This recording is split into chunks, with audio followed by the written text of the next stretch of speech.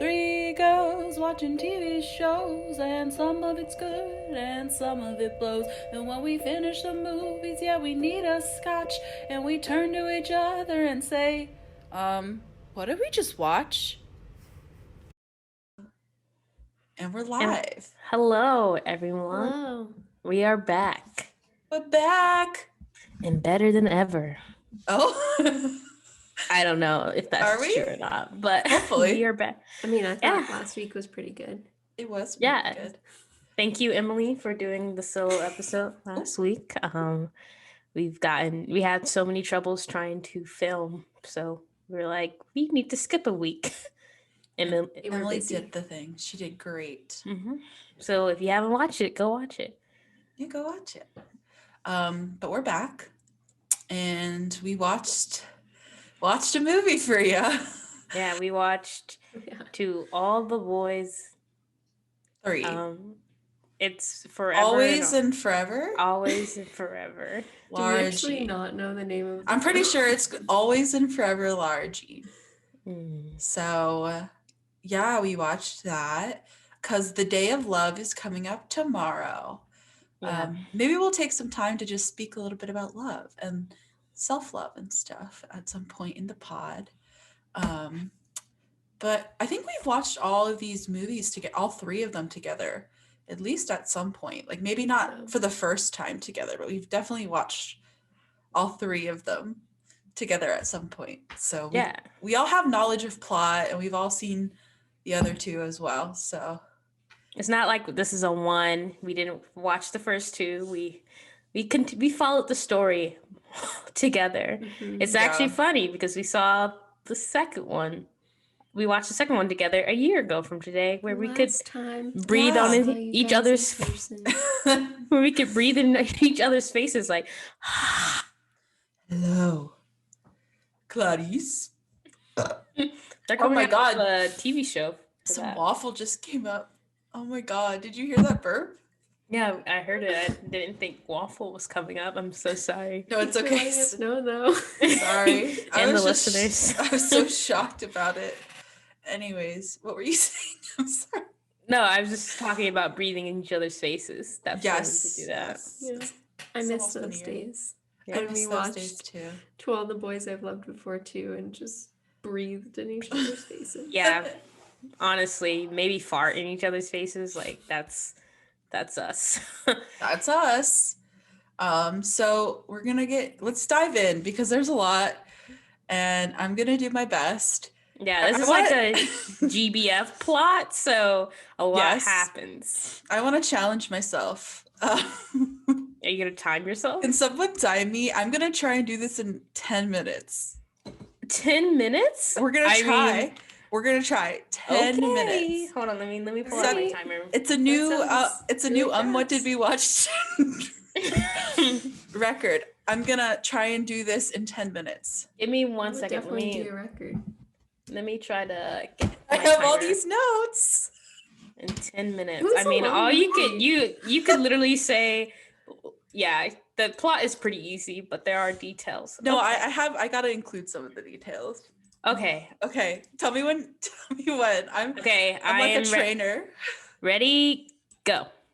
Okay, so the movie starts off, and Lara Jean is writing a letter to Peter, and it starts off in Seoul, and her family have visited during her school's spring break, and they give us some background, like they do a little montage of her family cavorting around Seoul and having a blast, and they give some background that Peter, who's her boyfriend, got a full ride to Stanford on a sports scholarship. Important to note that soccer scholarship, and that Lara Jean plans to go with him. And they're back from Seoul. I forgot to say that. The whole long Seoul montage. She had a great time, had a blast. They visit a mom monument. Not yet. I got it. I got it. We're getting there. She's not back from Seoul yet. She did call him. That's what it was. She calls him. The second Noah Centineo is on the screen, it's cringe from the jump. And she confides in him about missing her mom because she's like in Seoul where her mom was from and where like she grew up and stuff, and feeling like a little disconnected from her identity because like people will come up and talk to her and she's like, I can't like talk back to you. And Peter's like, well, it's cool. When we both go to Stanford, we can take Korean together. I'll take it with you. And she was like, okay, yeah, totally. It felt like it was racist. It wasn't, but it felt like it. And she feels like she feels like getting into Stanford's like the dream. Like she had the little montage moment. This would be the perfect ending, obviously, to her senior year. But it's a 2-hour movie, so we know that's not going to happen. And so the next day, her family goes to this lock bridge, kind of like the Paris lock bridge, but it's in Seoul. And they have locks everywhere. You can like put messages on them. And they have like a photo of like her mom standing on the lock bridge with like a certain lock. So they go and look for the lock. They find the one that her mom left and read the message. It's super wholesome. And they place a little lock there in her memory with all their names, which is cute. And Kitty meets a Korean boy while asking him to take a picture of the family and like has her first crush, which is super adorable and wholesome because she's small child. Well, I guess she's older now, but she was smaller in the first movies. Like a teen. Yeah, Yeah. like 13 probably, right? But it was pretty wholesome. And so that kind of finishes up like the spring break they had. It was that whole trip apparently happened during the spring break in Seoul. And so they head back to the States, and Lara Jean and Peter reunite with each other. And they're just like, she's sharing all the cool things she did in Seoul and like opening gifts and stuff. And so they like do a bunch of silly gifts. And then the last gift is like a lock that they can put together on like the bridge or the tower in Seoul, which is cute. Obviously they're back together, so they're in love. And so Kitty like has a crush on the Korean boy and asks Peter for like text advice. And then they watch a movie. What's that movie? I wrote this down. The John Cusack movie where they hold the radio up at the end. Anything. I knew I was gonna get flamed for that, but I just genuinely haven't seen that one. So they watch that, which obviously it comes around. So that's a point to note. And then while they're laying and they're like kind of dozing off during the movie, Peter gets a text from his dad who had abandoned him, which I think they talked about that in the first movie. He just like left his mom alone. So he grew up with like a single mom. So he texts Peter and congratulates him on getting into Stanford. And Lara Jean's like, oh, like, you know, they're just kind of processing that he got that text because obviously it's a little bit weird. And then as Peter's leaving after the night, Lara Jean like looks into the window across the street, and her dad, I should have mentioned this from the beginning, her dad and the neighbor from the last movie have been dating, and he had mentioned in Seoul that he wanted to propose to her. So she looks across the street, and in the window she sees her dad propose to his girlfriend Trina, which is also pretty wholesome. And then at school the next day, Lara Jean meets up with her crew, which is like Chris and Lucas from the first few movies. And then the first thing they see is like this insanely elaborate promposal with like singing people, and they like open these umbrellas to spell prom. So it leads off into a conversation about how Chris thinks prom is lame and just like talks about her on and off relationship with this boy named Trevor. And they're like debating whether like going to prom is worth it. And they all kind of decide on the consensus that Lucas and Lara Jean thinks prom is like fun and memorable, and Chris is like very anti-prom because it's lame. And later that day, they meet up with Peter and Trevor and all these other like people. Very unclear because she has more friends now. Yeah, because she's cool because she dates Peter. And it's really unclear what class they're in, but they're all just vibing, and they're like, okay, turn in the field trip forms for the senior trip in New York, which is a little strange because they literally live in Seattle, and mostly like our senior trips weren't anything like literally across the country, but that's where their senior trip is. And then Lara Jean and Peter have this ongoing discussion about like picking their song, like what should our song be because we're a couple. And after they like mention the New York trip, Lara Jean's like, oh no, not Lara Jean. Peter's like, our song should be from this Oasis album, and Lara Jean's like, my song is not going to be a '90s song. And I stand with her that it shouldn't be an Oasis song. That's also because it's 2021 apparently. So yeah, true. But in a 90s was timeline where COVID didn't happen. Yes, all when COVID was not a thing. So that night at dinner, they're discussing her dad's wedding with Tracy. That's her name. Trina. Sorry, I wrote Tracy, but the rest of it I wrote Trina. Anyways, they're discussing the wedding, and she gets an alert on her phone about like Stanford results are in. So she goes to check it. She doesn't get in. Spoiler alert, she doesn't get in. So obviously this whole dream about going to Stanford with Peter is ruined. I also want to mention they play a really slow cover of Wannabe by the Spice Girls when her heart is broken. Yup, they do that. So she's wallowing. Obviously, it's like really sad. Her whole plans are being derailed. And so Chris and Kitty are trying to comfort her. And she eventually FaceTimes her older sister, Margot. And Margot's like, hey, like, let's think on the bright side. Maybe this will be a good thing for you. You can go to a different school and like find a place you really like. Maybe you can go out and see the world and you're not just like stuck to this one thing. And then she like snaps at Margot. And it's important to note that Margot goes to school in Scotland. So she's pretty far away. And she snaps at Margot and is like, well, unlike you, I want to stay close to my family. And Margot's like, okay, I guess I'll talk to you later. And hangs up. And then later that night, not a great coping habit, but I guess we just let Lara Jean wallow. She's like scrolling through an acceptance hashtag for Stanford and just like watching all the happy people opening their acceptance letters and getting really upset. And then afterwards, she gets a text from Peter that says, oh, hey, did you get into Stanford? Like, did you hear? Because they were talking about like, oh, I'll let you know. You'll be the first to know if I find out, like when I find out if I get in. So he asks her, did I get in? And she kind of hesitates for a second. And then she also gets a text from Margot that's like, are we good? Like, just wanted to let me know, is everything okay?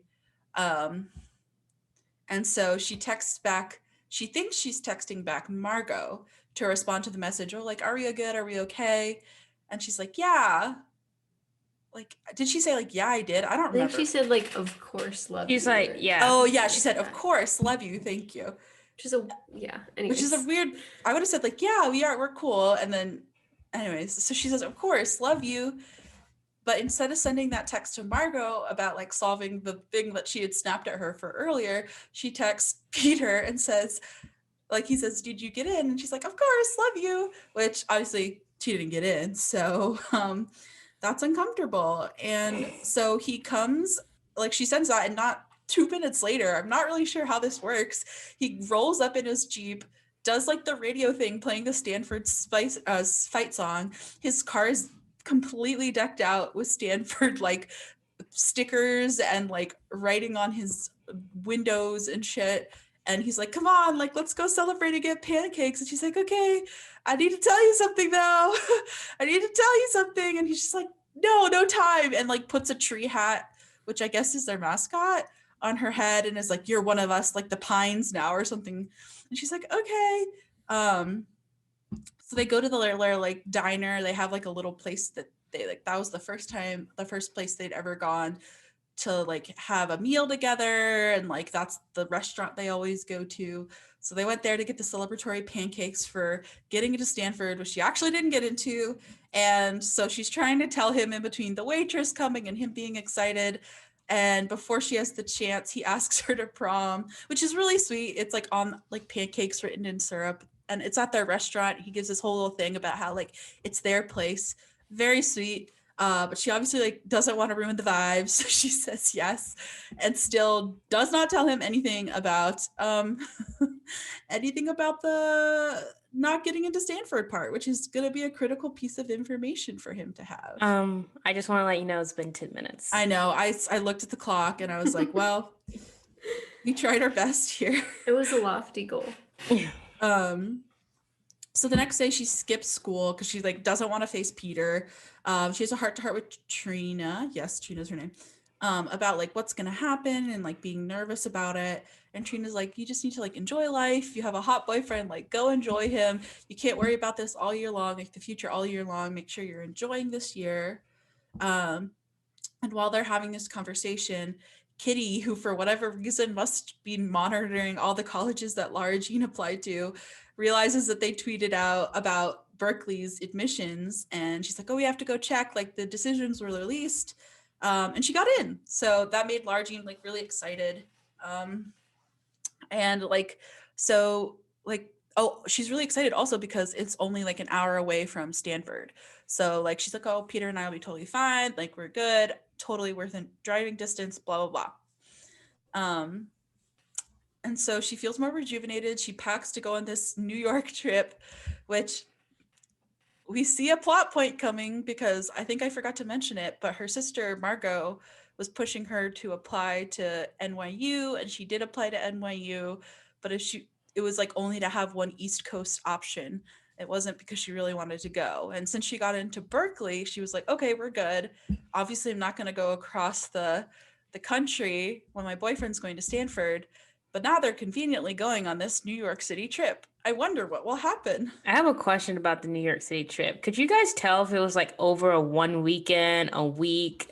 Like, what was the vibe of how long this trip was? They only showed like 2 nights. They made it seem like they went, so they like split up the group, but it seemed like they went to like everywhere in one day, which is not, it's like not, that's not true. But yeah, I feel like maybe just like 3 or 4 days, maybe not a whole week. Probably. I'm not sure.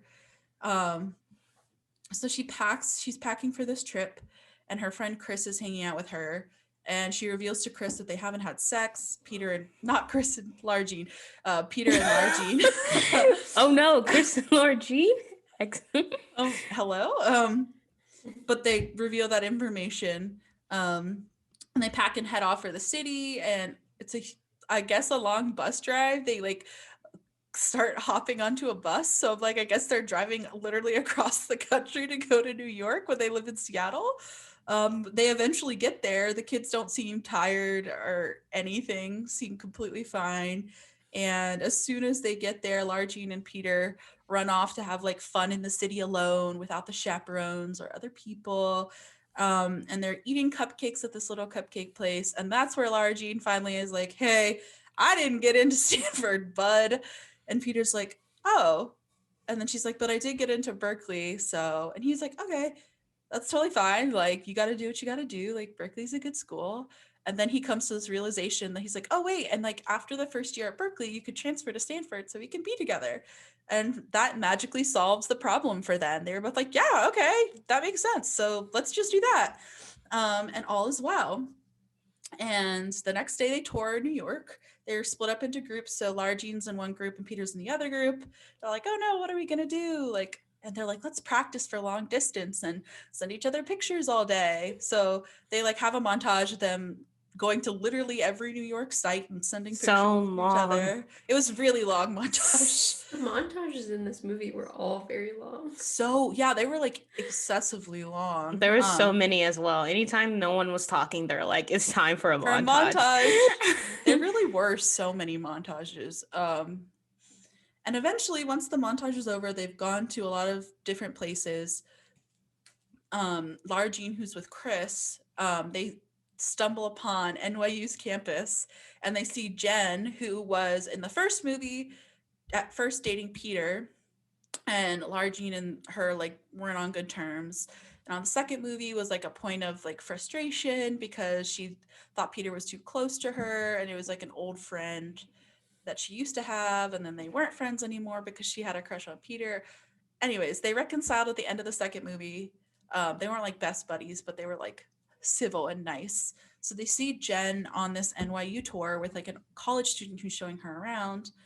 And Lara Jean's like, oh, I applied here. Is this the, like, what is this? And Chris is like, NYU, buddy. Like, and she's like, oh, I didn't know the campus was here. Like, it's literally in the city. And she's like, yup. And that's how the college works. They pan to like different NYU flags throughout like the park that they're at to really signify that, yes, they're in NYU. Yeah. And she just was not paying attention.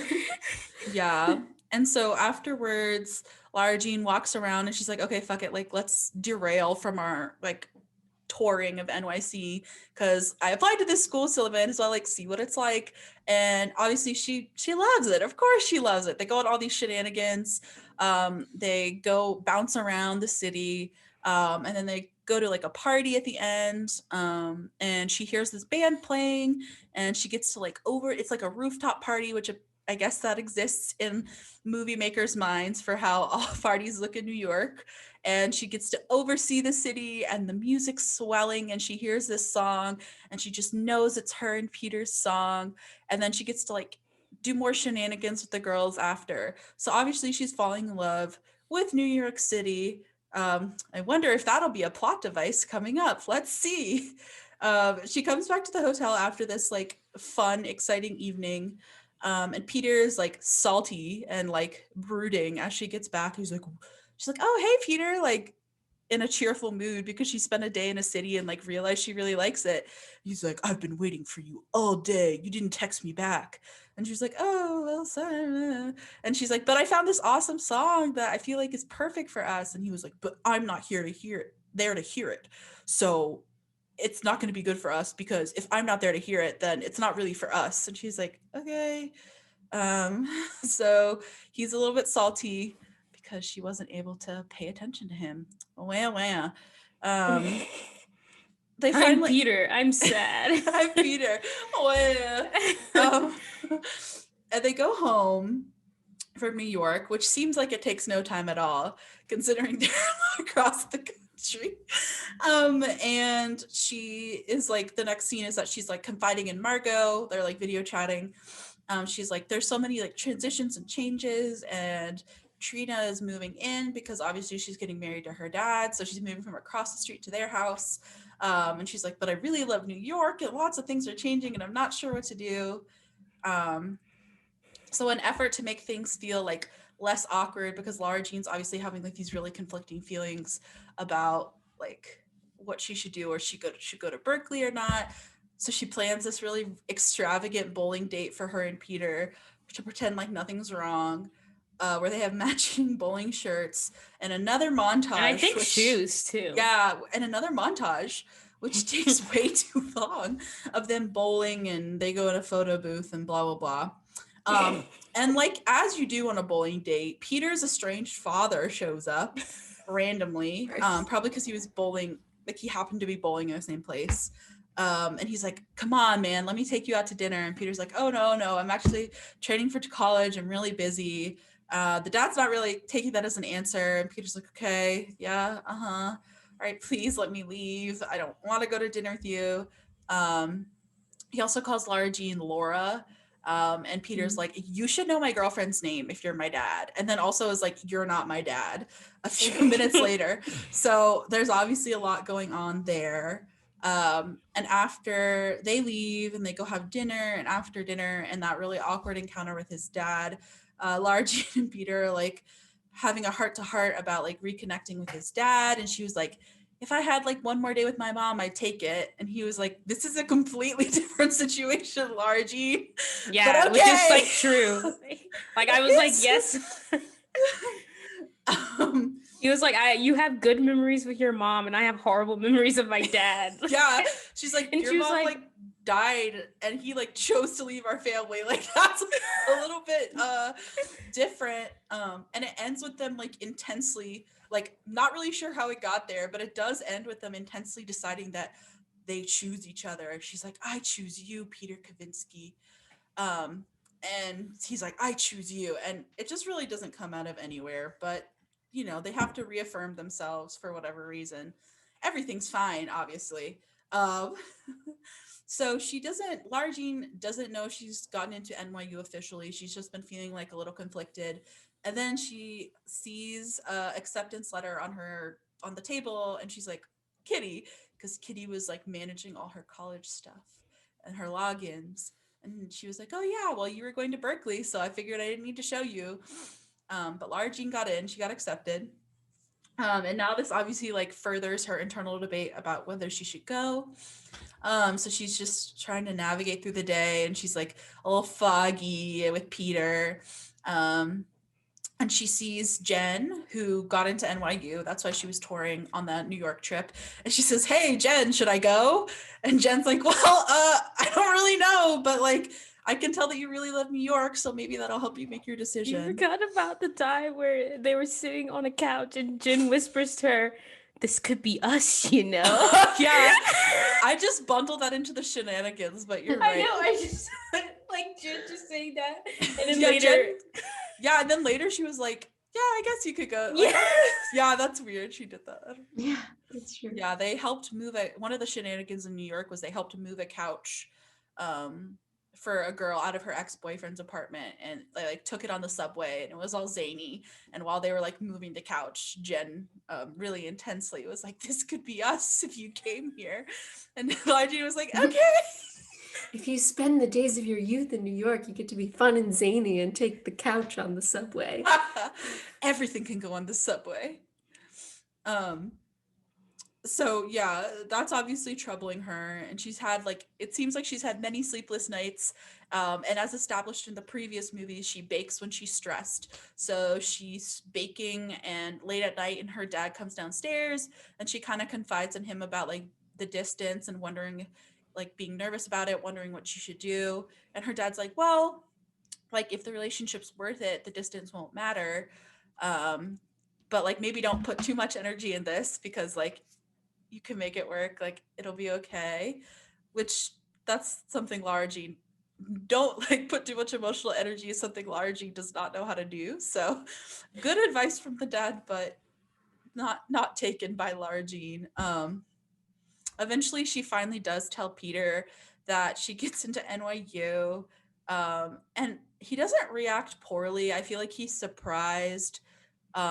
She says that she got in, and he's like, "Okay, cool." And then she's like, "No, I actually want to go there." And he's like, "Oh, okay."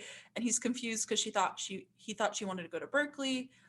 Um, and then he's like, "Well," like he just is like trying to process it. And he's like, "Well, I guess it's okay because you'll just transfer after a year," which was their original plan with Berkeley. And she's like, "No, no, Peter, if I go to NYU, I'm gonna stay at NYU. Like, I'm not gonna leave NYU and transfer back to Stanford." And so like she like mentions how she's excited about it. She thinks she's gonna love it there. I don't think Peter's like he doesn't outwardly lash out at her, but he like seems confused and frustrated, um, and starts acting a little bit more distant. And the next day at lunch, don't know where this plot line came from, but it turns out to be really important. They have yearbooks because apparently it's almost the end of the year.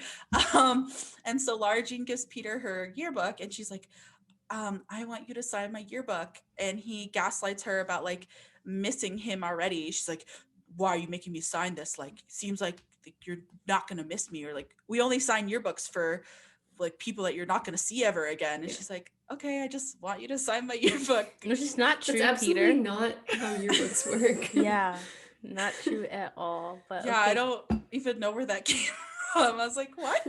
What is he talking about?" Eventually, Peter has abandonment issues. That's what he has. clearly, yeah, yeah, Yeah, that's true. I guess that's fair. That's a good point, Understandable. actually. Wow, no, that's actually a really good point. We could talk about more on that later. But eventually they do promise to like trade yearbooks, and he promises to write her like a long romantic letter, and he has to write her like she has to write him like a cheesy like middle school letter in his yearbook. And she's like, "I already wrote you one of those." That's the whole plot of the first movie. And he's like, "No, like you gotta make it for me." And she's like, "Okay." um so clearly there's a lot of conflict building here. He's still acting a little distant when they have that conversation. And when she gets home, she's just having like a casual conversation with Trina about the bridesmaid dresses. Because obviously she and her sisters are going to be bridesmaids. And Kitty's just like, "Yeah, I'm not doing that. I'm wearing a tux." And Lara Jean flips out. She's like, "You're going to ruin the whole look."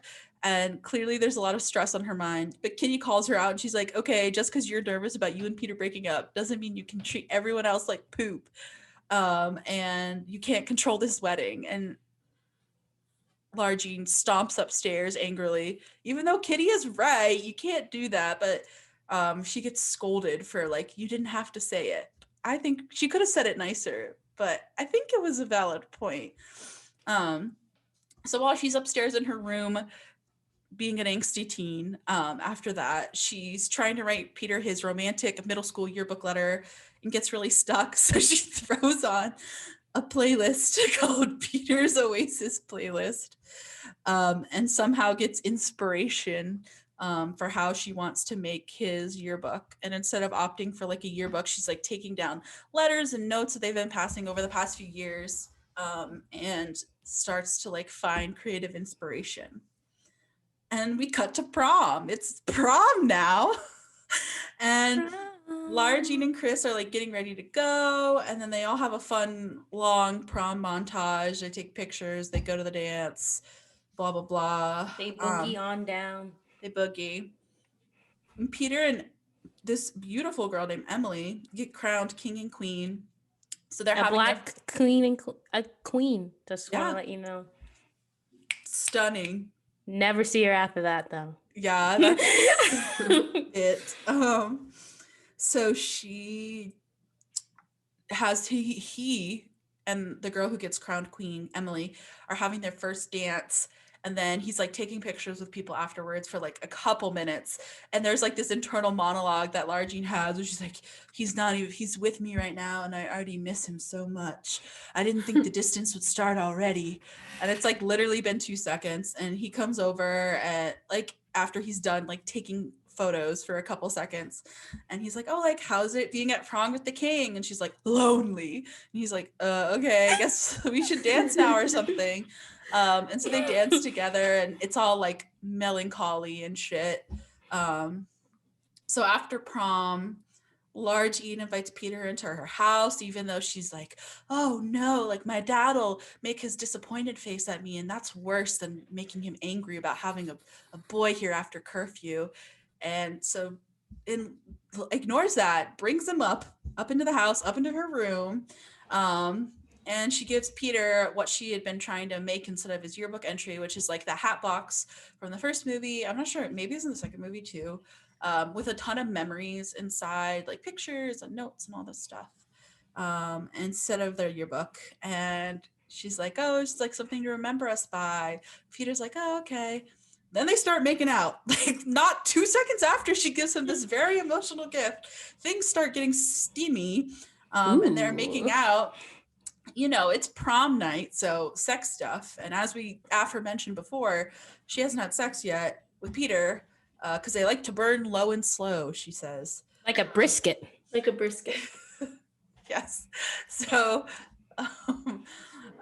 eventually they're like getting, you know, things are getting steamy. No clothes off yet, but they're getting intense. And Peter stops and he's like, hey, like, why now? Like, and she's like, oh, like, do you not want to fuck?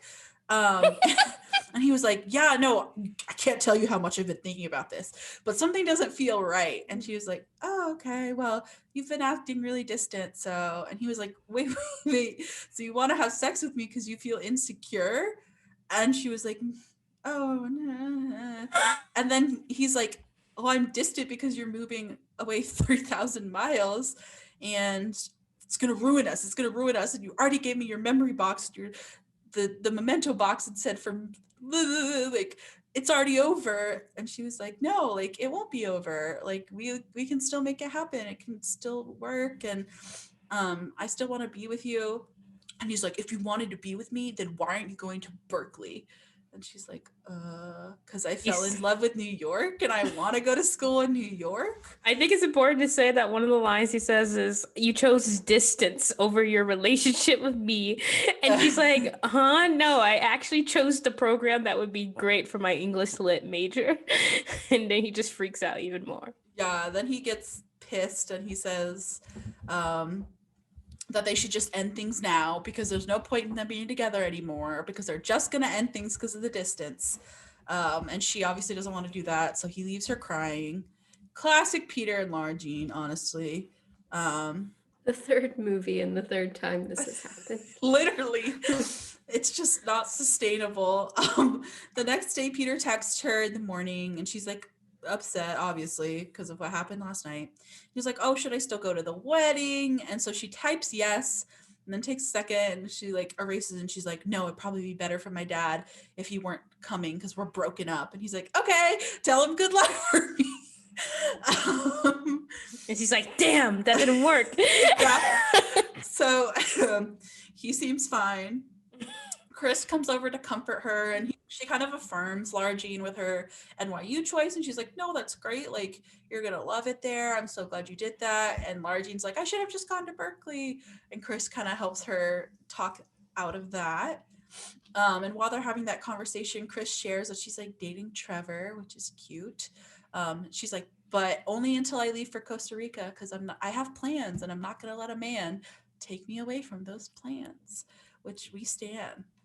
And then randomly Kitty just bursts in this conversation and she's like, I just like gotta come clean. Like, when you found the NYU acceptance letter, I didn't tell you on purpose because I'm gonna miss you, and I like that's too far and I'm gonna miss you so much. And they just have a wholesome moment, I guess. I mean, it really didn't seem like right timing, but I guess they needed to get that plot point in there. Also, this is another plot point where Kitty just doesn't like withholds information. Because like the first movie, she just gives out all her letters and like causes this whole thing. Just doesn't. Yeah, well, it's because Lara Jean keeps like randomly giving her power over things that like her 12-year-old sister should not have power over. Like she's like, yeah, you just actually here's all the passwords for my like college admissions portals. Like I won't check them. It's what you should do now. Except for like college admissions sends emails. So has he just not been checking emails as well to be like, I guess not. Who knows? And then we cut to wedding day. It's wedding day for her dad and Trina. And Lara Jean is like grieving the loss of her boyfriend. Not the loss of her boyfriend, just the breakup. Peter's dead now. But she's also like really happy, obviously, because she's like super happy for her dad. And while this is happening, they show Peter and he's meeting his dad for dinner. I wrote in my notes, they sort of reconcile, but TBH, I was bored and zoned out a little bit for this part. It seemed like the ending was fine. They were like coming to terms with whatever and like hashed it out a little bit. But I truly didn't pay too much attention to that anyways. I'll go on. I don't know. We can talk about this later too, but like the thing in the letter, he was like, I never want to hold you back. Like, you should obviously go to New York. And it's like, okay, that wasn't your first instinct, sir. But the whole point with the dad is to be like to show Peter that, I should, if I love something, basically I need to let it go. Or like and then the dad was like, if you want to stay, you can go. Like, I'm not holding you here. And then Peter's like, I have one cup of coffee, which means like I'm letting him into my life just a little bit right now. Okay, yeah, I guess that was a semi-important plot point. Not that for like Lara Jean's story, no. But I guess it brings him back. I don't know. Anyways, Trina and her dad get married. Another montage. Kitty looks bomb in her suit. Dancing in the moonlight. She looks great. They looked cute in their like different outfits that were like similar but like not the same. It was really nice. I'm singing "Dancing in the Moonlight," which we was heard you. Oh, okay. I just thought that no one reacted. Never mind. Kitty looks bomb in her suit. After the wedding winds down and the long montage is over, they've said yes, blah, blah, blah. Guys can go watch the movie for the montage. This doesn't need to be described here. So Kitty and Lara Jean and Margot are all hanging out after the wedding. Kitty tells Lara Jean, she's like, oh, you forgot something in the tent. And she's like, okay, whatever, I'll get it tomorrow. Because the tent, important. They got married in a tent in the backyard of their house. So there's a tent in the backyard. Okay. So Kitty says, oh, you forgot something in the tent. Go get it. And Lara Jean's like, no, it's chill. I'll just get it tomorrow. And Kitty's like, no, you should get it now. And Lara Jean's like, okay. So she goes out and there, lo and behold, there's the yearbook that she begged Peter to sign. And he's like, oh, I'm in love with you. I'm sorry. I won't hold you back, blah, blah, blah. At the end, he proposes a new contract, like from the first movie, because they had a whole contract about wanting to be together always and forever. And then he pops in creepily. He's like, hey. And then they dance to the song that Lara Jean loved in New York. She's like, I thought you didn't like this song. And he was like, no, I don't remember. I wanted to hear it with you or something. It's got to be our song. I don't remember. They reconcile. They dance. Then they fuck because that's the progression of things. Sneaks them right up to her room. Yeah, but nobody's there because the parents went away after. Time. Yeah. Except for maybe her sisters, right? Because one of the sisters from Scotland. I meant the parents. Yeah, I don't know. You're right. The sisters were there. They graduate. Another they graduate. It's nice. They have a nice scene where they all graduate from high school in 2021, even though that's fully a panty. So I'm not really sure how they did that. But it's a panorama. So yeah, they did that. And then there's another montage about moving to college and like moving on in life and how it's good to stay together forever, blah, blah, blah, is actually what I wrote in my notes.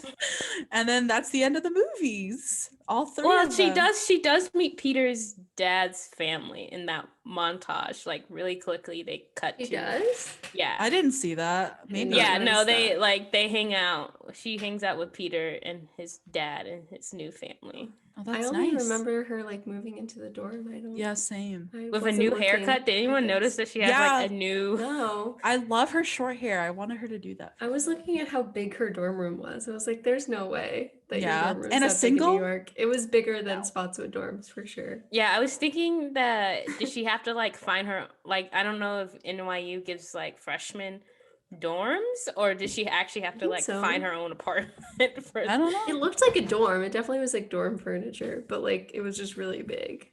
But that's it. That's the movie.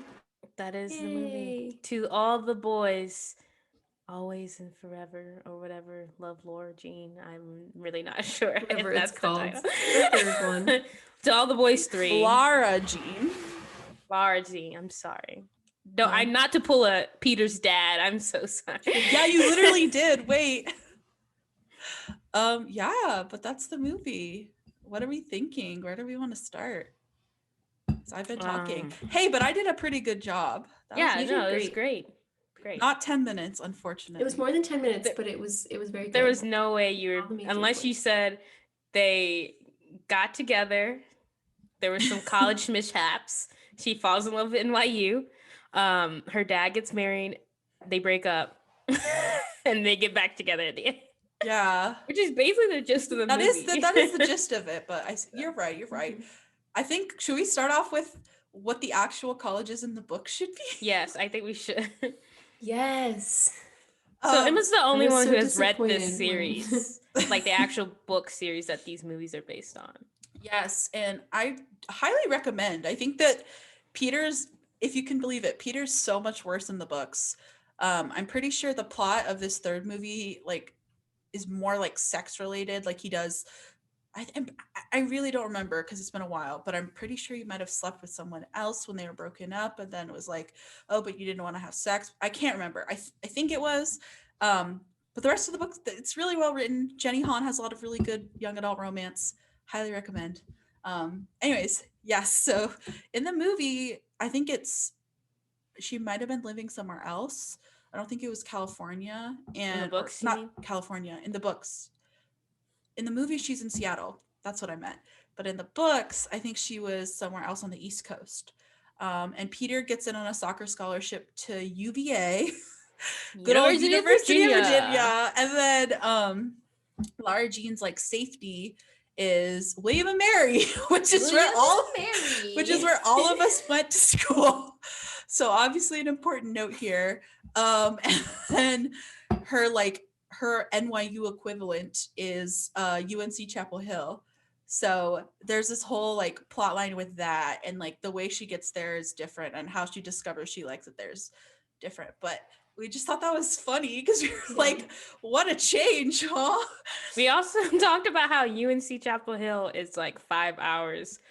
No, I would say probably like 7 to 8 hours away from UVA versus the whole days worth of driving from California to New York. But I guess it's just to raise tension because like it's airplanes. Yeah. No, literally though, because it's like even the distance from UK to William & Mary like is not that far. So like they at least got that right with like the Berkeley like but Stanford thing. Like UNC isn't like that much further. So I think they just like wanted the movie to be more dramatic / pick schools that like everyone would have heard of probably. Yeah. I mean, California's a pretty big state. So if you go like to the very like bottom of California, I feel like you could get the miles to UNC.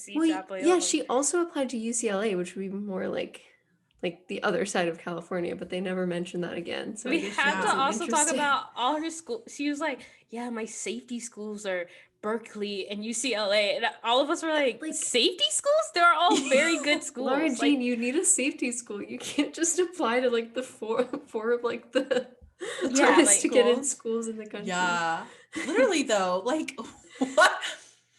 He also like, I don't understand, like, because she also had this like thing where she was like, I can't see that, it's bad luck to see this campus before you get in or something like that. Or even a photo. She was like, I will not look at any photos. Which is why when she went to NYU, she had no idea that she was at NYU. She was like, oh, I didn't think it would be in the city of New York. And Chris no gave her the worst look. Chris was like, girl, like, what? Like, it literally doesn't make sense. Looked at a photo. But no, like, Peter went to a Stanford campus walk and was like, here are all the pictures. And she's like, no, Peter, it's bad luck. And he's like, okay, well, I guess I can give you this tree hat. Like, somehow the tree hat wasn't bad luck, but like seeing a photo of the camp, maybe she did see a photo, so maybe that's why she didn't get in. But she got the tree hat after she got accepted. No, but I'm saying when they first texted each other the photos, maybe she got a. Weren't they in person? I think they were over FaceTime because that's when she was in I'm pretty sure they were in person. He was like, look, and she's like, no, it doesn't matter. No, I thought it was on the phone call.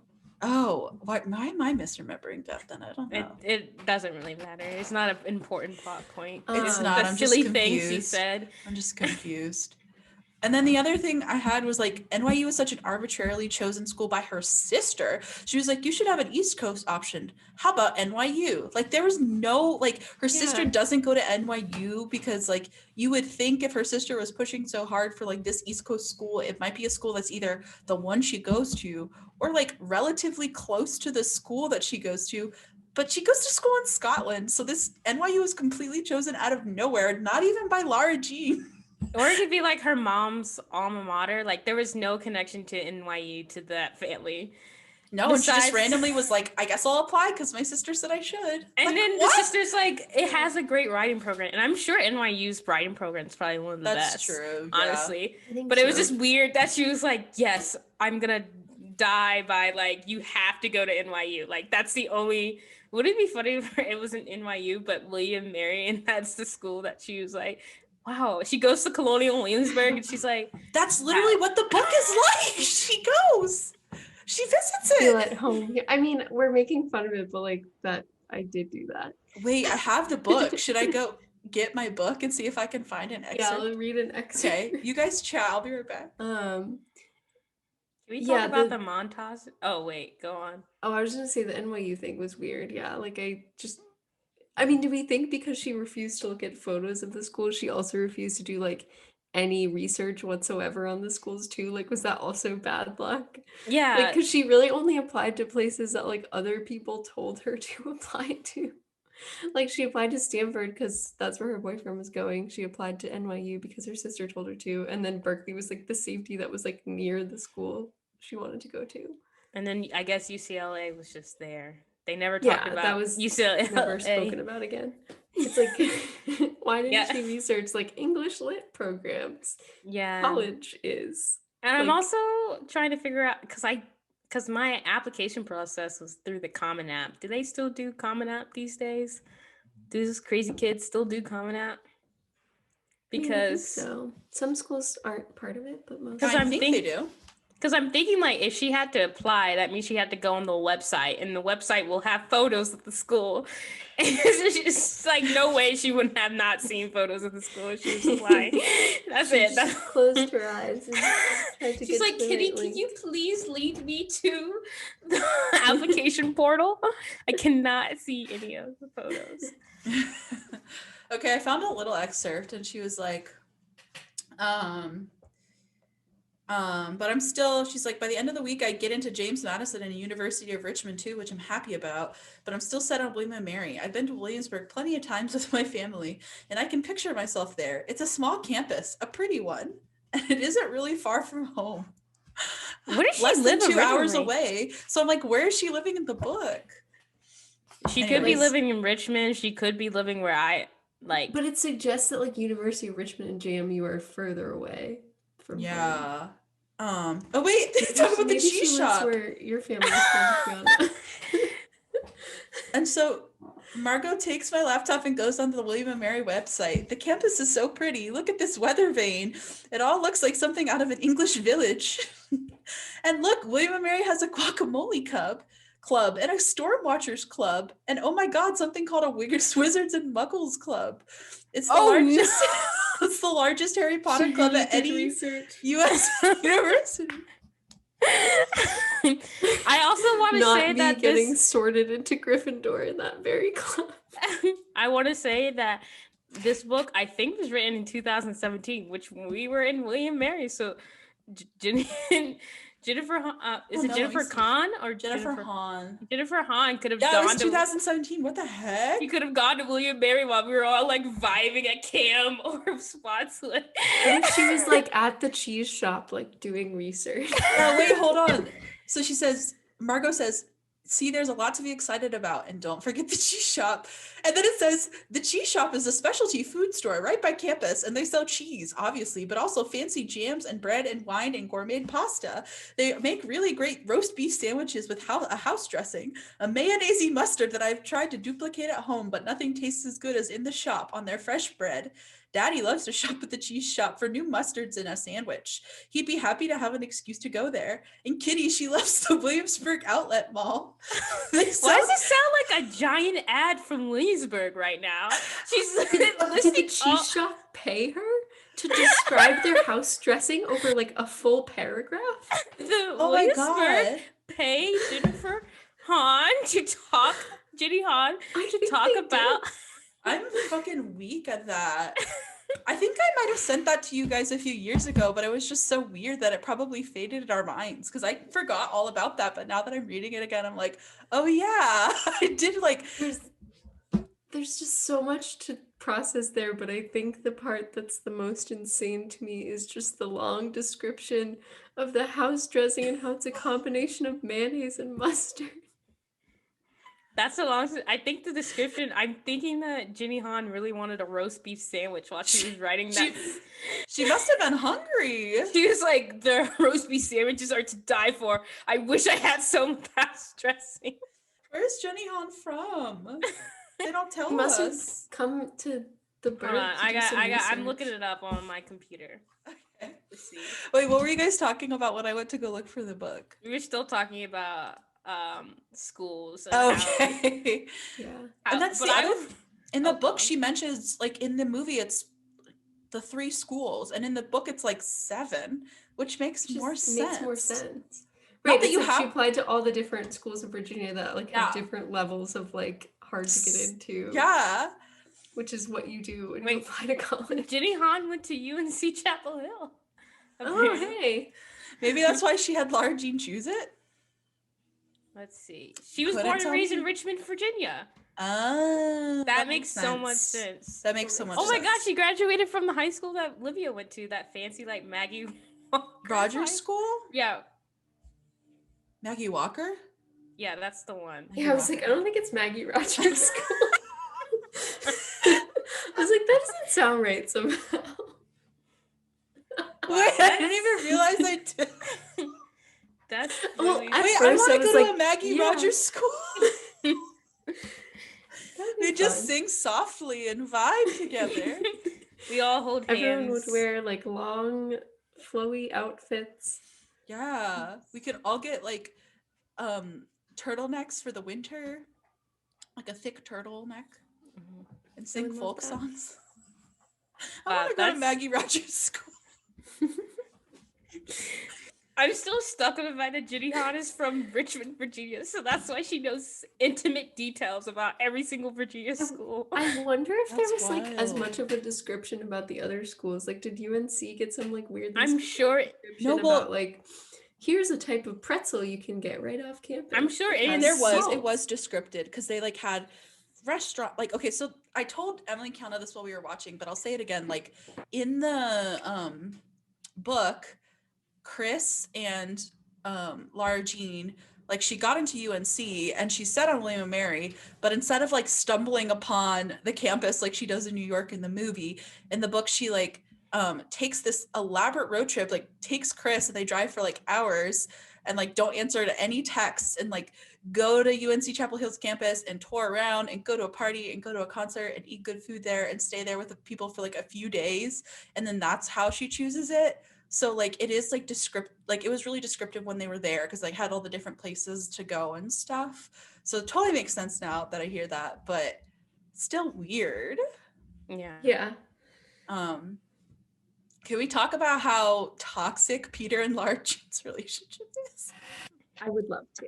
I actually thought for like the first half of the movie, I was like, wow, this relationship is better than anything I've seen from the previous two movies. I was like, it seems like they actually got over their communication issues. Seems like they're pretty open. This is good.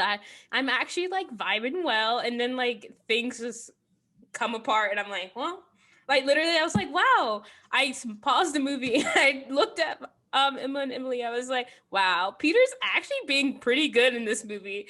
Restarted the movie over again and then he just says something. This is when they are having the fight about distance in colleges. And I was just like, pause the movie again. I was like, I can't believe I just said that 2 minutes ago and he just destroyed any love I had for him. That's when he said, you had sex with me because you're feeling insecure, right? Yeah. Yes. And you were like, oh no.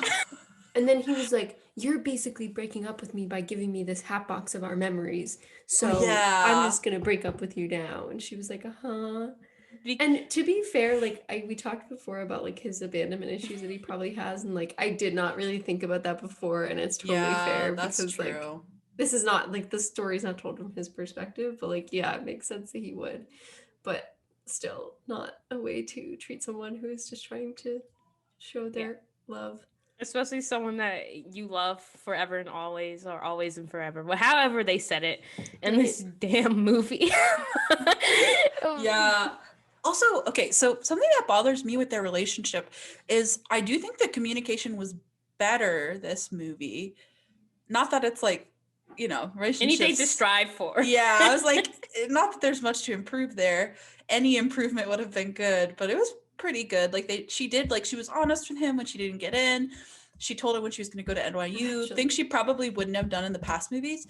Something that bothers me with their relationship is it's so like all or nothing. It's like it's either we go together to college or we break up. Like, why are there so many extremes? Like there's no nuance in it whatsoever. Like we either do this, and it happens in other movies too. Either you spend all the time with me, like in the second movie, you spend all your time with me, or you don't spend any time with me and you hate me. It's just like there's complexities and there's compromise in relationships, which is what makes it work, and they just don't have any of that. It does feel like very high school though. Yeah, for sure. But I think that's the problem with us now. I think now, since we're not the targeted demographic anymore, really, that anytime where like high schoolers make insane choices, like like I'm gonna transfer from Berkeley, which is a good school, to Stanford, which is still a good school, after my freshman year to be with my high school boyfriend. Like us, probably freshman year of college would have been like, yeah, that makes absolute. Like we probably would have been a little bit more on board than we are now. Like throughout the movie, I was like, I can't believe I'm getting a little bit too old for these like young adult romantic comedy movies, because I'm like, every movie is the same. Like we were talking about, Emily was trying to remember the second all the boys I loved before, and then she started talking about Kissing Booth 2 because they're I the did get exact same confused. movie, The same plot, yeah. with the same plot. Yeah. And oh wait, they are. Holy, that's a like, conversation for my another day. hot Holy shit. boyfriend like isn't paying attention to me that I got with last movie, so now there's this other boy here. Oh my Except god, for you're Kissing right. Booth 2 has a little bit more, has the college section of this movie in that. So now Yeah. but basically that the same plight with her, because she wanted to go to college, Harvard. She wanted to go to Harvard with her boyfriend that we were like, he should not be going to Harvard. Like, what's going on? Yeah, you're right. Like, I guess skip school. Like, he was a bad boy. How in the world did he get into Harvard? Because he's a bad boy genius. I stand Kissing Booth too. Anyways. It was too long. It was like 2.5 hours. And I was like, how is this movie so long? It was really long. Regardless, I think that you're right. I think maybe I'm being a little harsh on like the high school part of the relationship. And like now that I'm thinking about it, I'm like, okay, well, I was going off to college. I did do long distance with my high school boyfriend, and I really thought we were gonna make it through all 4 years of college. I really did, which is hilarious now that I look back on it. I don't know, maybe that's true. Maybe there's like a pureness, and like they are so intense also, but now that I'm like everything they do is so intense, but I guess that is just like young love. But even if it's young love, there it seems like at least for the next year or so they're going to probably stay together, and like they will grow. So I guess for me, like the premise is like, or the thing that concerns me is like, oh yeah, they're like young love, whatever, blah blah blah, but like they're still gonna be together after this high school period of time. And I guess I just question if they have it in them to mature as they get older, because I feel like fundamentally they don't have that. I don't know. They did Maybe that's get, just I mean, me. it definitely felt like they were more mature in the third movie than the other ones, like we already said, but so like maybe, but I don't know. But the line that really got me at the end was like, we know obviously that like a lot of couples don't stay together after high school, but we're not other couples. We're Peter and Lara Jean. So, you know, we're obviously different. Like we're not like those other girls. True. And I was just like, but like, Except for I know he wrote you that nice letter at the end about like how he's never gonna hold you back, but like that wasn't his first instinct. So like we're probably gonna come back around to that argument again. Like, and we know that there's hot babes in Stanford and NYU, so there's temptation everywhere. So we'll see what happens. But yeah, I definitely think the relationship is still like not great, but I definitely think it was better. Like I didn't absolutely hate them like I did in the second one. Like the second one, I was like, God, I wish they could just like break up. This one, I was like, oh, like the cute things they kind of do is cute, but I know for certain if I was with them in that high school, I would be like, God, I hate Peter. Oh my God, I would ask. I would hate the them. Matching bowling outfits that did it for you, or they're just so extra. They're so extra. They just don't need to be like, they're extra, but they're also not extra. Because like there was that promposal where they were like literally performing in the middle of the field, and that girl had to say yes. And so they're not like that, but they're just very like, oh God, I don't know. Like I would hate to be a third wheel. Like if we go out to the movies and I would just be sitting there and they would just be like doing cute stuff in the movies, and I'm like, wow, I really wish I just wasn't here anymore. Like I feel like they're like fine in giant group settings, but if you was just you and them, it would have been awful. Like I would you'd be left out of all the jokes, like all the like things, because I feel like they have so many things. Like when I was taking notes, I didn't even realize like there are like all these like different random things, like random ideas they just come up with. Oh yeah, we need to pick a song. Where did like, oh yeah, we need to like write this, we need to do that. And like in all the movies are like that, like we'll go here to our special place. And I'm like, God, I guess I've just never, I guess I have had relationships like that. I feel like I'm coming off as an old bitch. Like I'm really trying to be empathetic here, but I don't know. No, I feel like that too. It's like we're watching this movie from the perspective of like people not in that phase of life. But I'm thinking in the perspective of how I was in high school, and I definitely would have hated them in high school. Because there were couples like that in high school that would be like, God, can they like turn it down just a little bit? Like, I'm just trying to walk to class, but your hands are in each other's back pocket, and I really just can't get around you. So please. I'm sorry. I was that girl. Like, not completely, but I kind of was, because I always had a boyfriend in high school. And one of my long-term boyfriends I shared a locker with, like dead ass, moved into his locker. It's like the Ned's Declassified episode. Will give you your own locker. I wanted to be with my high school boyfriend, Mom. Maybe I just moved my stuff into his locker. And we shared it. And it was like, okay, so it was weird because he was a year younger than me. So his like locker was, they have freshman, sophomore downstairs lockers. And then the junior, seniors were upstairs lockers. And so we were in his locker, which was downstairs. So I would never see any of my friends ever because I was downstairs cavorting with my boyfriend. And all my friends would be like, where were you? You're never like ever upstairs. And I'm like, yeah, just, in a relationship, so I can't have anything else in my life. And they're like, can't have other friends. Yeah, but we didn't like make out at the locker, but we would be like gross. I would like, okay, no, we were probably really gross actually. Now that I think about it, we wouldn't make out, but I feel like it was still like cringy. You know what I mean? Like we would just be like together, and that's like not like just standing. Like we'd be like looking into each other's eyes, and I feel like that's cringe. Yeah, all I did was like hold my high school boyfriend's hand and like walk around in a square, which is my square school. Like a square dance. my school was shaped as a square, so we just walk around the square. One little square of space. No. Laughed. Oh my god. He's married now. So. I'm gonna have to bleep that out. Sorry. But yeah, so, and I guess like that relationship wasn't like so like theirs like in the movie, so I wasn't intense about him as like their love was. So I guess why I can't relate to them being like, my high school relationship is the only relationship for me, and I did not stare out the window of William Mary Spotswood dorm to be like, we're different from other couples. We'll survive because we're Peter and Lara Jean. So, you know what? It's funny because I was kind of in that space, like the intensity level with like the boyfriend I was sharing the locker with. We'd like write letters and stuff. It was actually really wholesome now that I look back on it. Besides the naked time, which story for another. I forgot about naked time. I love naked time because it's so fun.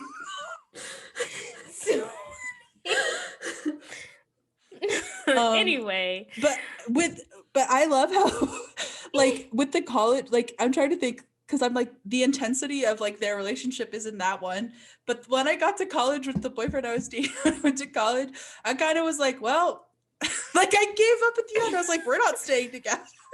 I wasn't like, we're Emma and blah blah blah. We'll make it through. I was like, nah. We're not like the others. We'll make it like through. We're like the others. It's time. She will go to one NYU like session, like a writer session. She a really hot guy in the writer session be like, oh no, Peter. It's over. I think it's over. Like, and she's so daydreamy too. Not saying like she'll cheat on him, but I feel like she'll just like get into her groove. And he's gonna get into his groove. He was fucking prom king at their high school. And not saying that people who peak in high school always have a prosperous college friend life, because I don't think that's true. But I do think that like he's on a soccer team, so he'll have all his soccer friends and all that stuff. So he'll like have lots of friends in college. But maybe there'll be those like high school people who like have always dated and somehow like get married and date through all 4 years of college, and then it's like kind of wholesome after they make it through. It does happen. It does happen, but I'm just always like, I guess the only way that can work if they both grow. And like when they grow, like the only way it can work and it's healthy is that they both grow and they like are able to continue to like communicate enough and like grow together, because I'm sure there's tons of like high school sweethearts that like they don't grow, and they just kind of are still how they are in high school, or like act around each other like they're in high school still, and it's just like weird. I don't know. I just can never imagine, because I know a person who is engaged right now who's been dating their high school sweetheart, and I just like cannot imagine dating someone I knew from high school. Like I cannot imagine it. Like I physically was like, I'm such a different person than I was in high school. Like the fundamentals are still the same. Like I'm funny, I like comics, like those are still the same, but like I'm still like a different person. I communicate more, I know how to do this and this. So I cannot imagine high school me. Also, high school me would see me now and be like, oh wow, good for you. Because I didn't think we would get here, but like good for you. Yeah. But no, that's a good point. So I feel like moving on to something a little different about the movie. I liked this movie more than I was expecting to, but I did miss the presence of like Kitty. Like she was there, but like not as much. And like the dad, like I feel like they really like skimped out. I guess there was just a lot of Peter and Lara Jean to like cover. I feel like they really skimped out on the plot line. It's like with her family and like all the wholesome moments, which I like really liked and appreciated in the other movies. Yeah, I did like all the scenes with her family, so there could have been more. I think there was more scenes with like Chris and like other friends. Yeah, that's a good point. Than like, but also like the first movie had that guy who was living next door to them who was dating Margot. Josh? Yeah. And he just like never showed up again. I'm not sure if that's how it is in the books. Like maybe he graduated and like went off to college or something. But it's just like weird. Because it would have made sense if like he was in between the ages of like her and her sister, and so he'd be like in college potentially.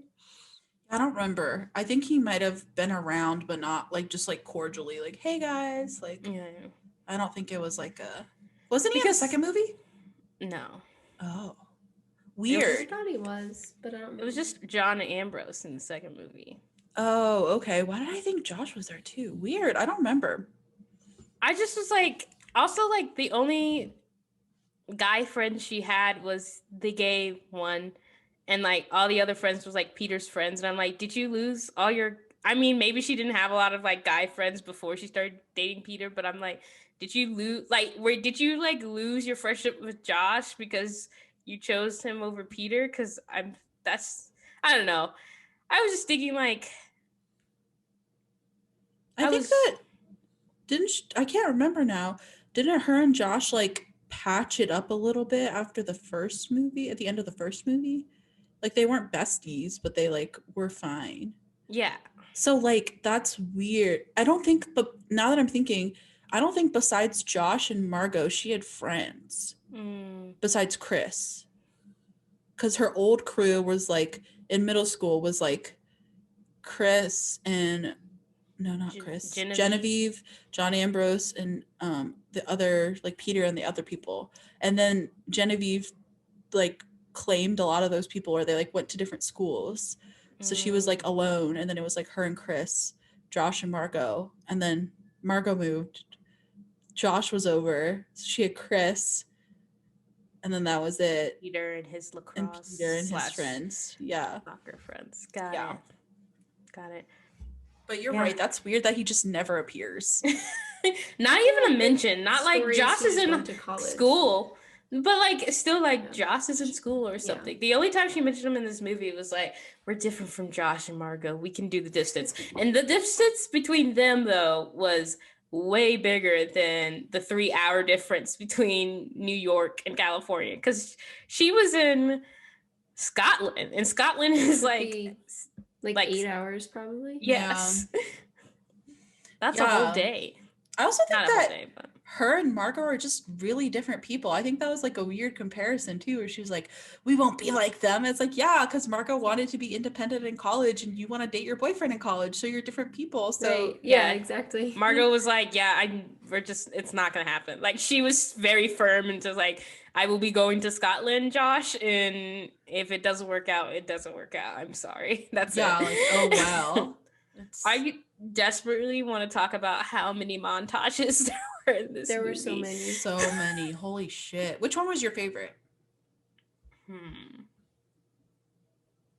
There were so many. I like the true. wedding one. The wedding one was cute, except for all the guests in the wedding besides them just stood around them and was like swaying back and forth. And I'm like, you can like interact with the scene. They don't have to like can't. Like statues, like they're in WandaVision and they're all the people on the outside of town just like please help us. I like the lady who in WandaVision who was like doing the lights, like she had a single tear roll down her. I feel like that so often. Anyway, anytime they needed to like, I don't know why they decided to build up more runtime by adding like 2 to like 3 minute long montages. Anytime there was like a pause, like imagine Emma, like we're talking and I pause and here Emma just inserts like a montage of like us in college for like 2 minutes, but like continually. I'm gonna do it now. And that's how it was. It was like actually kind of ridiculous. Like every 15 minutes. Yeah. And it's like, okay, I get it because there were like so much relationshipy things they had to get through, blah, blah, blah. But it did it. The bowling ones certainly, like, there were ones where they could have cut corners on some the New York one went so long. I was so like, long. They are showing us New York. Like, we get it. Like, they're in New York City. They had 2 also. They had one when they were on the bus and they go through all the sites on the bus. And then the next day they go to all the like other sites, but it's the boys versus like the girls and their pictures. And I was like, why are we still going through New York? Like, we get it. They're in New York City. It's fun. It's fresh. Like, that's what we're getting at.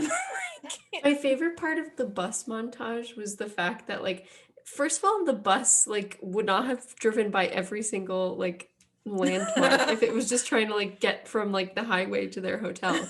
But also, when they drove by every landmark, they would like say the name of the building out loud with like an excited tone. Like they were all like, "Oh, the Chrysler Building, Radio City Hall." Like, see what how people talk. This is what the movie did instead of the typical establishing like overhead shot of New York City to show you that they're in New York. They took us through every single monument twice. Like they're like, instead of spending the money on this, let's waste our time. The establishing shot is 2 seconds and it really gets us straight to the point. But no. Or like a plane, like I guess they weren't on the plane. That's why they had to do the bus shot. I think they took a plane. I think the subtext is they took a plane. Yeah, because that's why Chris didn't pack a carry-on, because she doesn't believe in limits. But they were on the bus.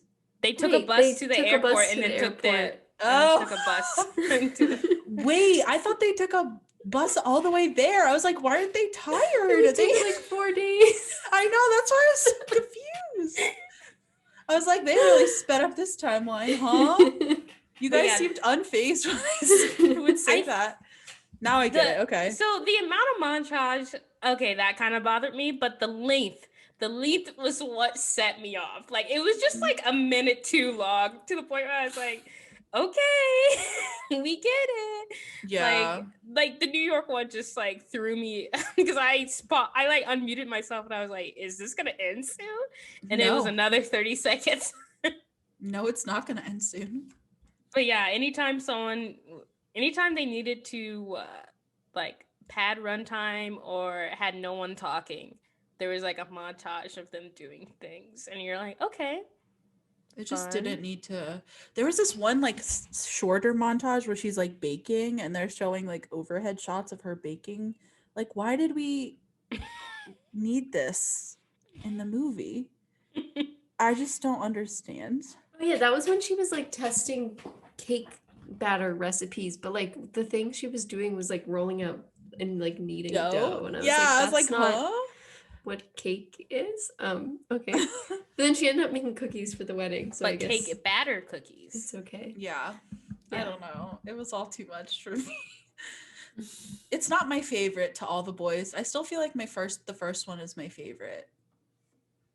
Cause there's this sense of like almost like being naive because you like don't know all the shit they're about to do in the second and third movie.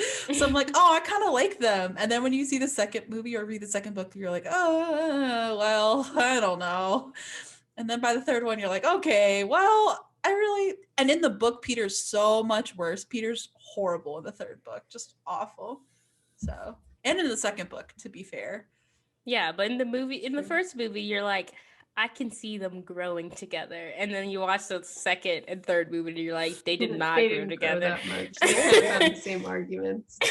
They get over the arguments. They do. And then they're good again. The same argument. The movie, this movie was the same ending every movie. They argue. Yeah.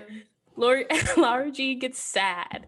She's like, I'm so sad. I really miss Peter. Peter writes her a note or like does something romantic. They're standing outside in a gazebo in front of a building in a tent for this one. Oh yeah, it's always outside. And they confess their undying love to each other. And they're like, Covey.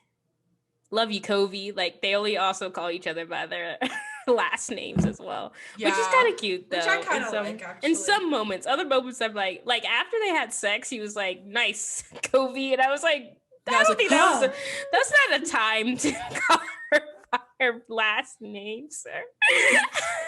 But wait, I just looked up I was wrong. In the book, Lara Jean is the bad person in this movie because she gets drunk at the bachelorette party for Tina, and then she like why did Tina have a bachelorette party and invite her husband's underage daughters? Come on, Emily, don't be insane. Okay, sorry. That's what you do when you have underage stepdaughters. Did she get drunk at what's a tavern that you can get drunk at Williamsburg? Well, they're not in Williamsburg. I know, I'm just thinking her bachelorette party in Williamsburg. College, Taco Tuesday, Corona night. So she tries to fuck Peter, and he's like uncomfy, and then he asks her if he just wanted to sleep with him to neatly wrap up their relationship, and she says yes. And then he was like, I need to go. She's like, but let's stay together. I didn't mean to say that. And obviously they get back together anyways, but that's a bad thing to say, Lara Jean. Don't say that. You could just be like, well. Yeah, in the movie it was more like she was like he said, like insecure that like it wasn't gonna end well. And that's why she did it. So it's like except for vibes, she wasn't like yeah, he said that in the movie and she wasn't like, yes, it's actually you got me good there, Peter. You know me so well. Yes yeah, like she was like, oh, what? Oopsies. Oh my god. Yeah, I don't know. I mean, out of these movies and Kissing Booth, like, which are better? Okay, you're not gonna like my answer. Are you gonna say Kissing Booth? I like this better than Kissing Booth. I think Kissing disagree. I think Kissing Booth's just more fun, like in a bad way. Like, are we saying actually good or like? I'm just saying which ones you like better. I guess I objectively like this one better because it's just these are just better movies. I don't know. I guess like I don't remember all of Kissing Booth.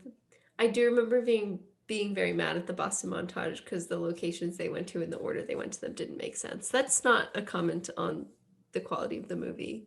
That's just the most salient memory I have of it. I mean, that's fair. I think everyone's hotter in Kissing Booth than they are in these movies, though.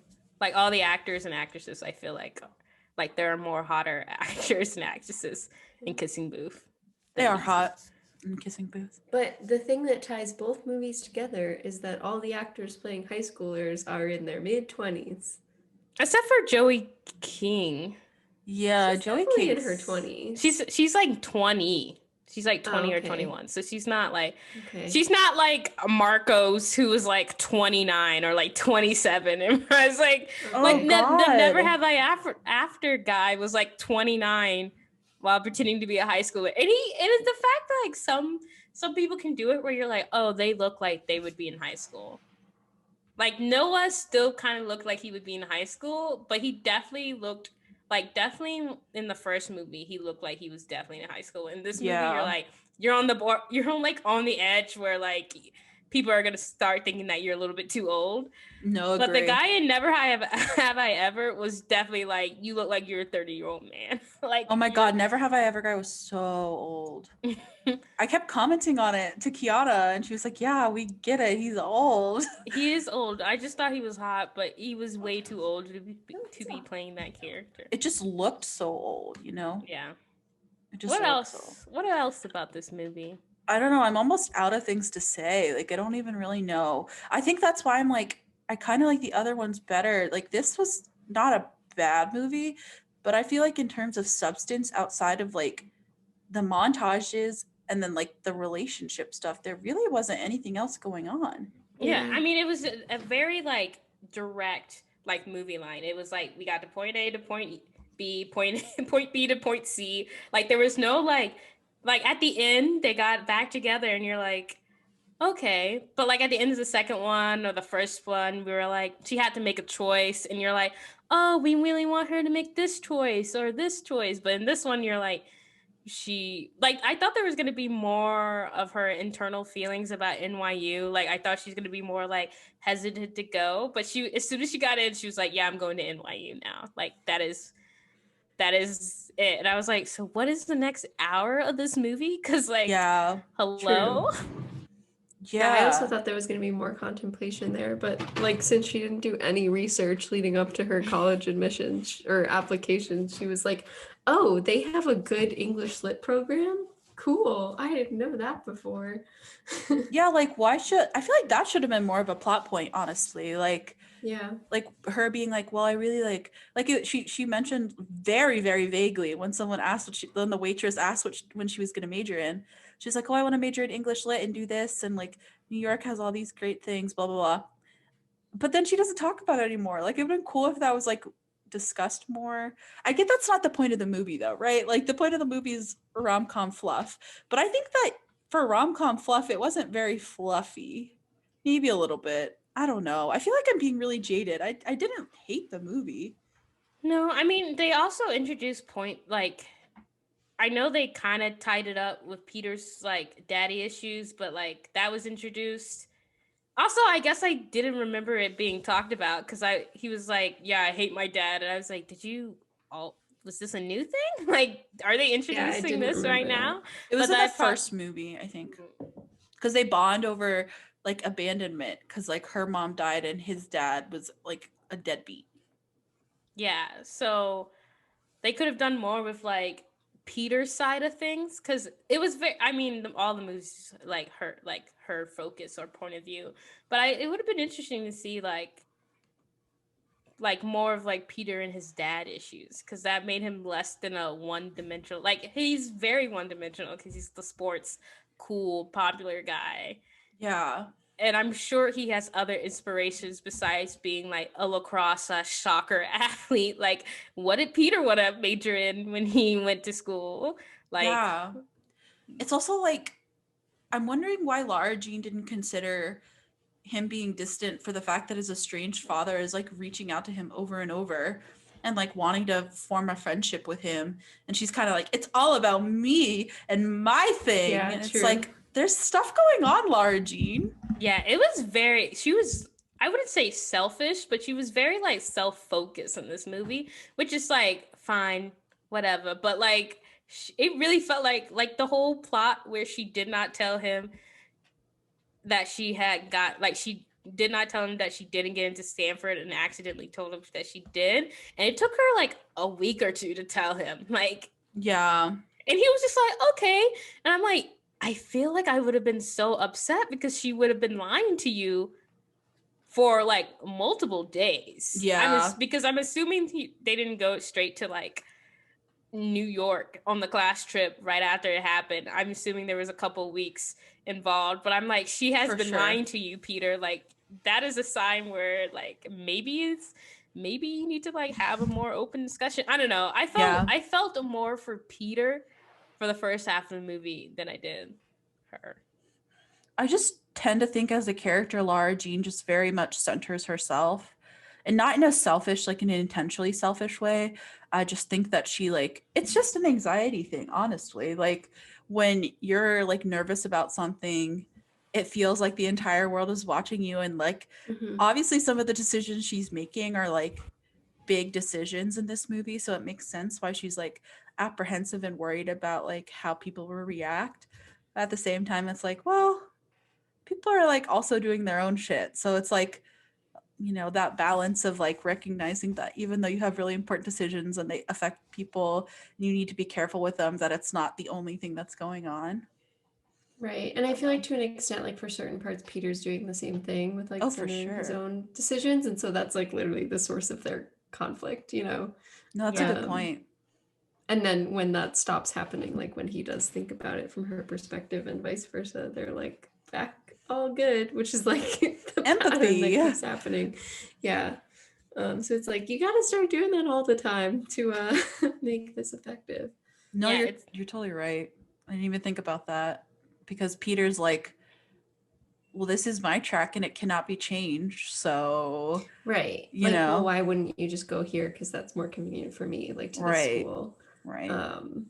So it's like, but then they're both sort of doing the same thing. Yeah. Yeah. Yeah. I really don't have much to say about this movie, honestly. I mean, it wasn't boring, but it was very neatly done. Like there wasn't anything that was like, huh? Yeah. I honestly I'm feeling like pretty indifferent after watching it, honestly. Yeah. Like I don't feel like any like better or worse. Like it was fine. I didn't have a strong reaction like I did in the second one. Same. Or the first one. In the first one, I had Ambrose. Oh, so hot. True. That there were more opinions to be had there, because this one was just like they should get over their argument because they need to think about each other and have empathy. But there wasn't like anything like the second movie. Yeah. There was more conflict to pick a side, I guess. It was more internal than external. True. No, agree. So. Should we wrap it up by maybe talking a little bit about self-love, Valentine's Day stuff, and then we can rate the movie? Or do we want to rate and then finish that part of the movie, like movie part, and then talk about self-love stuff? I don't care. Whatever you want to do. So let's make a decision. Libra moon. Who's a Libra moon? Because I thought you were a Libra moon. You're a Libra moon. I'm a Gemini moon. Oh, you're Libra rising. Well, whatever. Let's rate so we don't have to really talk about this movie. Okay. You want to go?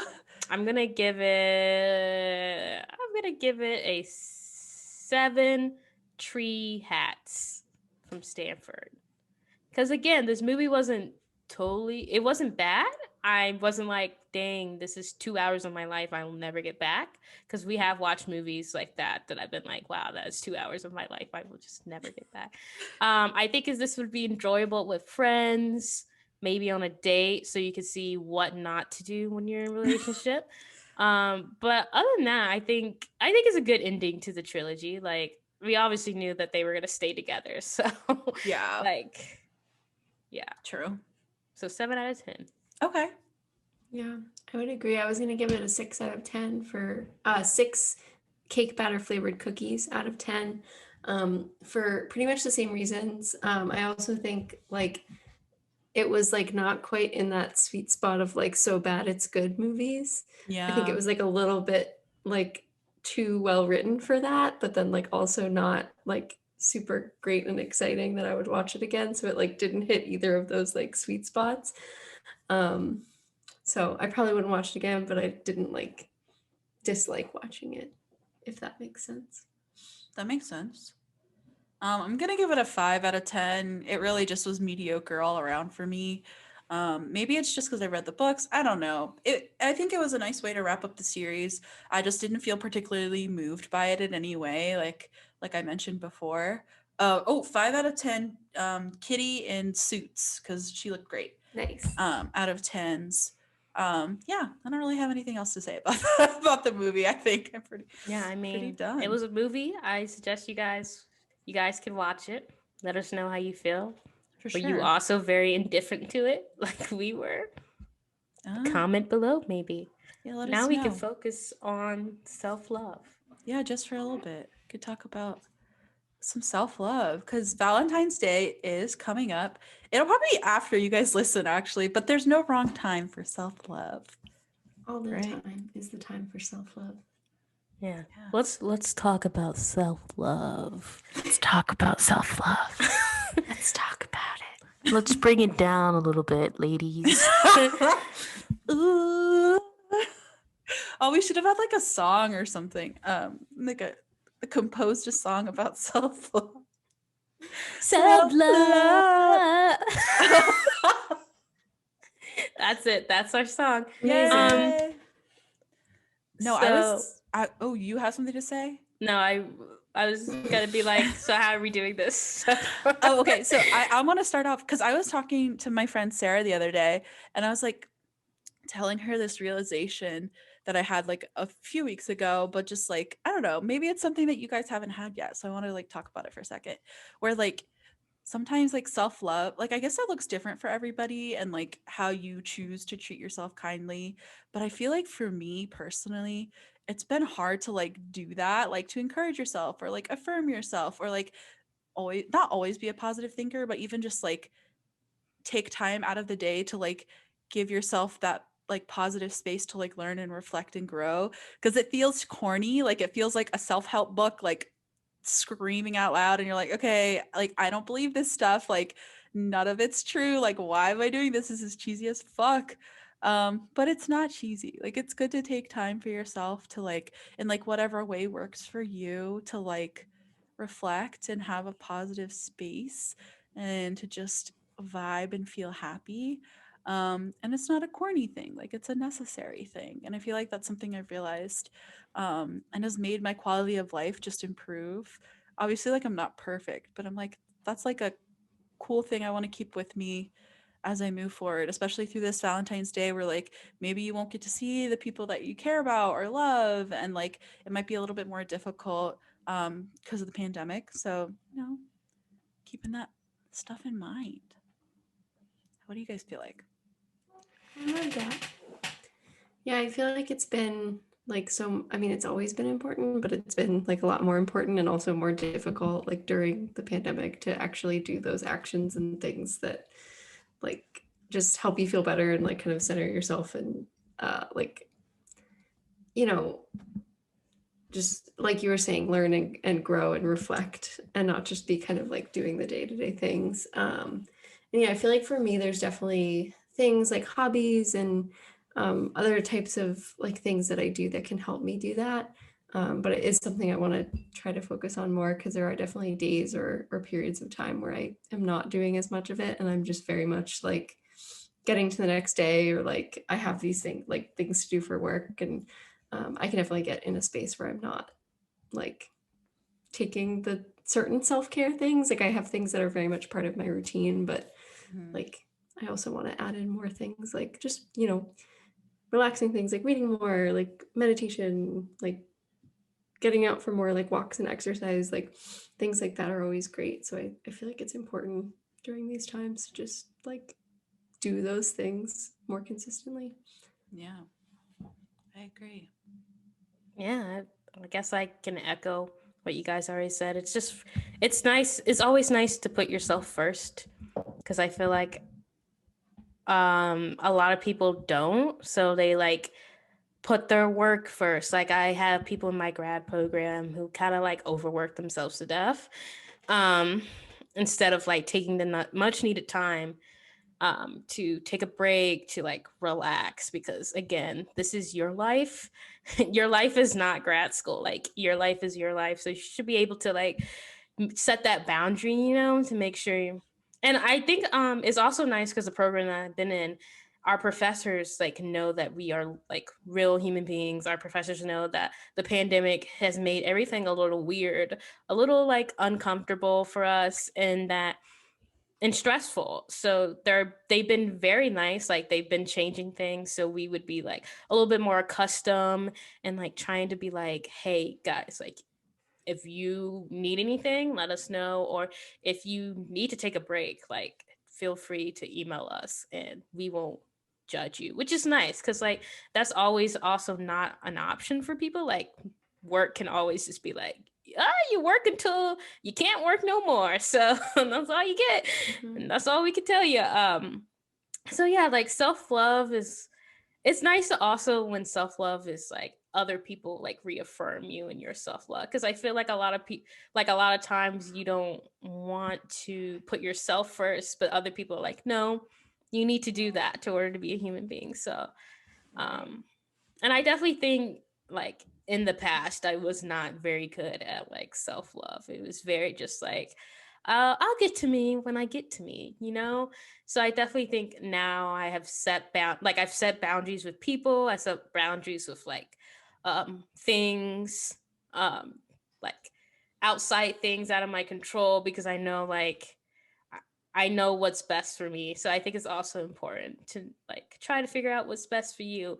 And if you don't know yet, it's not a big deal. Like things change. Like self-love could, for me, could be reading comic books. And then maybe, you know what? I don't want to read comic books today. And that's okay, because change is nice.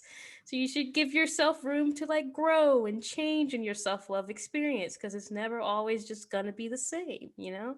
Which is always nice. It's always nice to think about it, just in the back of your mind, because some things that might have helped you then might not be the things that you need now as well too. I love that. Yeah. That's so true.